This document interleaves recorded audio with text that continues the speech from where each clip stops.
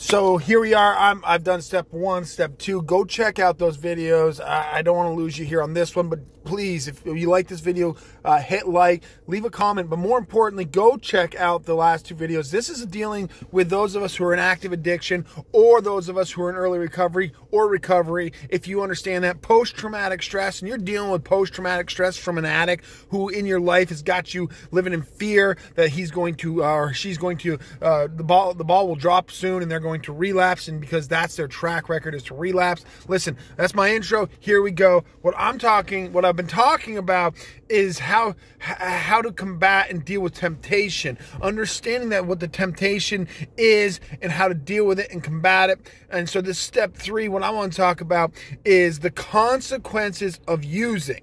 And in active addiction, the consequences meant nothing to me. I'm going to tell you, I don't care what the consequences were, how big they were. My rock bottom, I was going to find it, okay? I was on this merry-go-round that only was going down, round and round, and it was headed down. And it didn't matter. I was sitting on that broke horse, and I was going to stay on that broke horse and ride that thing all the way to the ground because consequences didn't matter.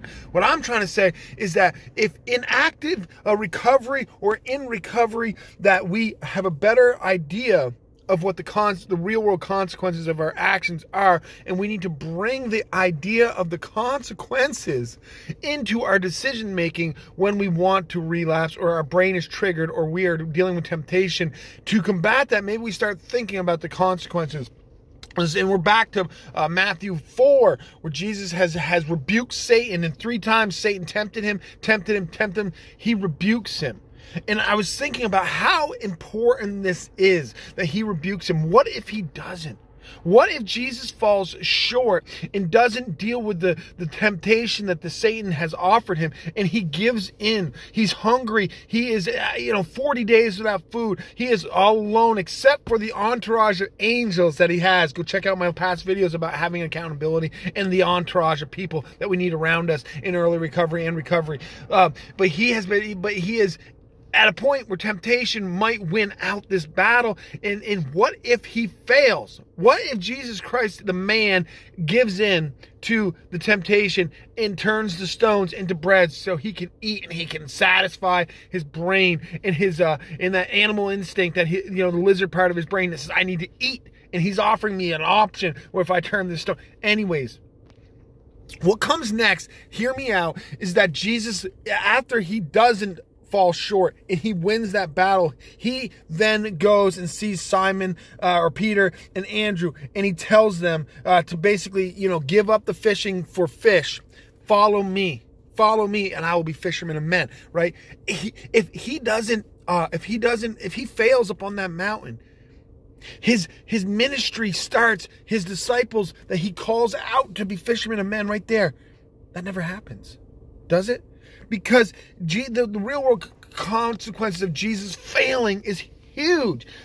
Listen, he never shows up and offers the Samaritan woman. If he fails there, the consequences for the Samaritan woman, and then everybody that she tells in that town about what just happened when he offers her the living water, says you'll never thirst again. This is a divine appointment that had to happen, always was going to happen, and he knows it and he can't fail. The consequences are huge for that woman and the people that she meets and tells about Jesus, right? He never starts his whole ministry with a discipleship possibly. He never goes to the pools of Bethesda and heals a man that had been lame for 38 years. Another divine appointment. It's divine. Always was going to happen. He knows no time. God knows no time. He knew these things were always going to happen. He never shows up in 2005 and saves me. He never, I don't believe that he has an opportunity. If he fails that day when the tempter shows up, I'm not saved in 05. I am not, my eternal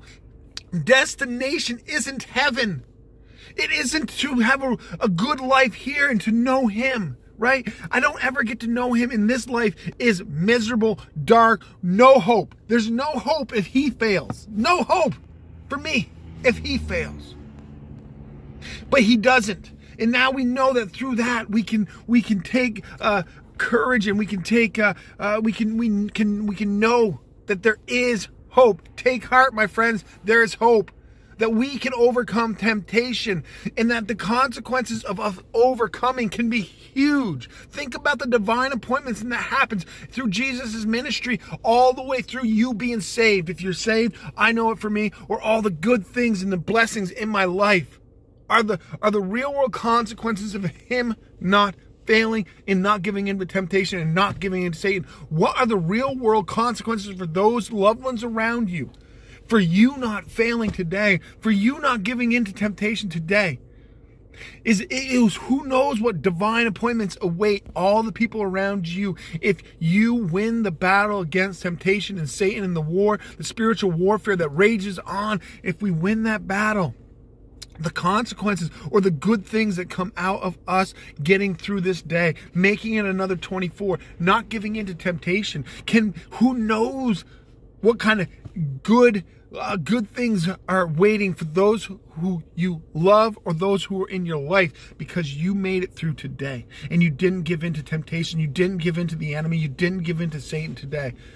And the consequences of the other side, we know the consequences. I know, I shouldn't speak for you, but the consequences for me giving in and ending up in the trap house today, they're huge. Huge. It's terrible. I've seen it. I've seen the real consequences when I sat and hit the streets and I was homeless because of my decisions to not overcome in the moment and give in to temptation and let Satan win. I ended up in the darkness. I ended up in trap houses. I ended up on the streets, and I ended up homeless. And that's where it's headed. And even if I'm not homeless, it's still headed in the same spot. Darkness, darkness, darkness. But the consequences of making it through the day, just like Jesus, the divine appointments that happened, his whole entire ministry while he walked the earth for those 3 years, is profound. It changed my life. It changed your life. It changes lives every day. He's still in the business of changing lives and performing miracles this day, blessing us and loving us, and all the good things that come because he didn't give in to temptation when he was alone in the wilderness without food and hungry, and yet he doesn't give in. In the worst today, if you were in a spot where you are at your bottom or not feeling good emotionally, you can overcome.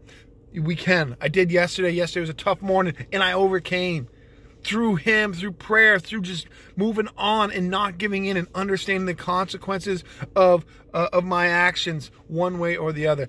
Listen, I hope that this helps you understand that we can look at the consequences in both ways. The good things that come out of our decision making, or the bad things that will come if we fall short.